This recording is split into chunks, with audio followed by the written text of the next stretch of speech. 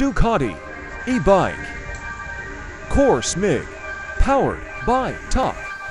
What's up guys? Ito nga pala yung mga sample na ginagawa naming Ducati bikes.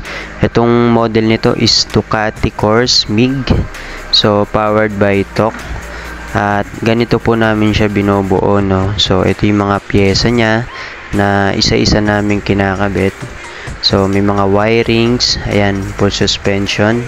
At syempre hindi mawawala dyan yung makina dahil nga e-bike siya. At gayon din yung pinaka battery natin, no.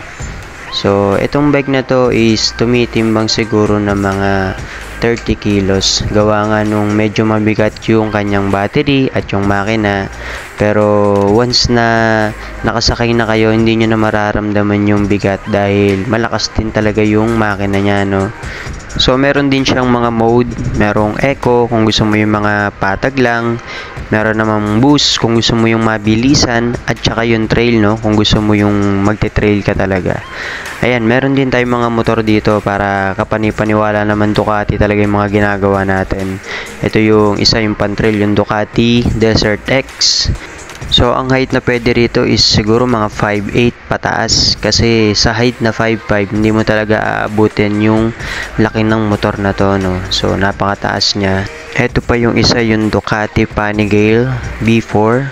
Talagang mapapasana all ka na lang. Hehehe. Ayan, so balik tayo dito sa ating Ducati Course. Ayan. Kung paano namin siya ginagawa, ayan, pinagtutulungan namin ni Brother Utol kasi medyo may kabigatan talaga, no. So napakahirap gawin kung mag-isa lang dahil sa bigat ng battery. Ayan, pwedeng magasgas yung ibang pyesa. So yung setup nito mga idol is for trail talaga, no. So kung trip mo is sa city ka lang magbabike, hindi ka naman din mahihirapan dahil meron siyang makina or pedal assist. So eto na yung ating fully assembled. Ayan, naka-cover na din yung battery natin at kitang-kita nyo naman kung gaano kaganda itong bisikletang ito, no. Sa price naman, papalo siya siguro ng mga 350 to 400 pataas, depende sa model, no. So sa susunod na video natin, abangan nyo po yung limited edition ng ating Ducati Course. Sa mga nais magpabook ng home service, just PM us Tolits Denzel, The Bike Clinic, and RJ Bike Works. Yan, maraming salamat po sa inyong panonood. God bless you all.